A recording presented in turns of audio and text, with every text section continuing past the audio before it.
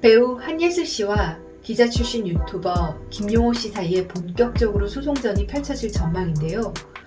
고소하기도 전에 한예슬 씨가 쫄았다라는 네티즌들의 의견이 보이더라고요.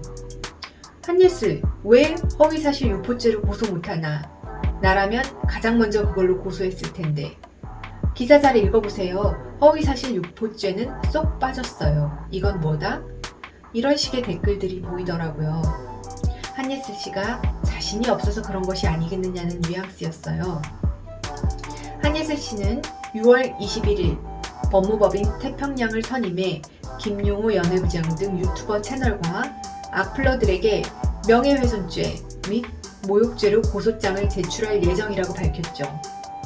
여기에 허위사실 유포죄가 없다는 뜻입니다. 그래서 일단 허위사실 유포죄라는 죄명이 없어졌다는 것을 알려드려야 할 것 같아서 급히 숏 컨텐츠를 만들게 됐어요. 예전에는 허위사실 유포죄라는 조항이 있었습니다. 2009년에 미네르바를 구속할 때 적용된 죄명인데요.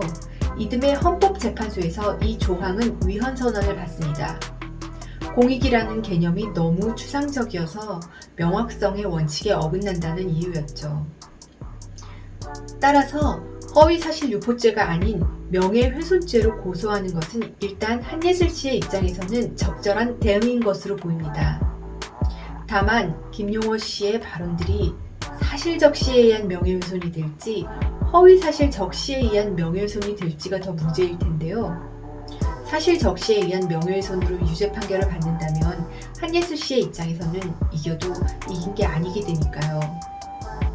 그런데 재판이 진행된다고 해서 네티즌들이 궁금해하는 내용들이 모두 밝혀지지 않을 수도 있어요.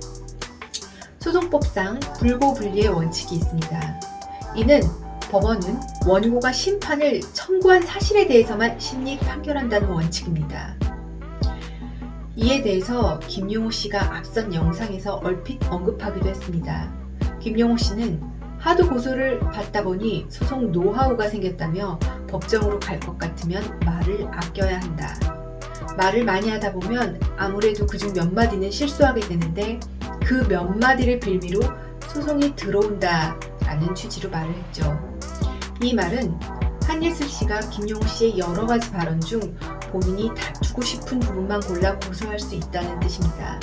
그래서 한예슬 씨의 입장에서는 고소하겠다라고 입장을 밝힌 다음 본인이 생각하기에 승소 가능성이 높은 말만 골라서 고소할 수도 있기 때문에 네티즌들이 궁금해하는 그런 부분들에 대해서 시시비비가 소송을 한다고 해서 밝혀지지 않을 수도 있습니다.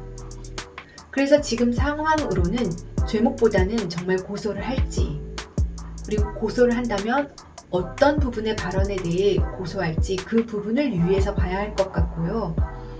그리고 만약 한예슬 씨가 비공개 재판을 신청할 수도 있어요. 성폭력 사건이 아닌 일반 형사 사건은 재판 공개 원칙에 따라 재판의 심리와 판결을 공개하는 것이 원칙이긴 하지만 국가의 안전보장, 안녕 질서 또는 선량한 풍속을 해칠 우려가 있는 경우에는 재판부 판단에 따라 비공개가 가능한데요. 개인의 은밀한 사생활에 대한 부분을 다루고 있기도 하고 로펌이 태평양이잖아요.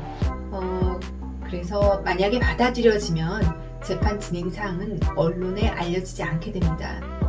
그래서 사실 이 사건은 고소가 진행될지도 모르겠지만 어떻게 진행될지도 아직까지는 감을 잡기가 좀 힘들고 추이를 지켜봐야 할 단계인 것 같습니다.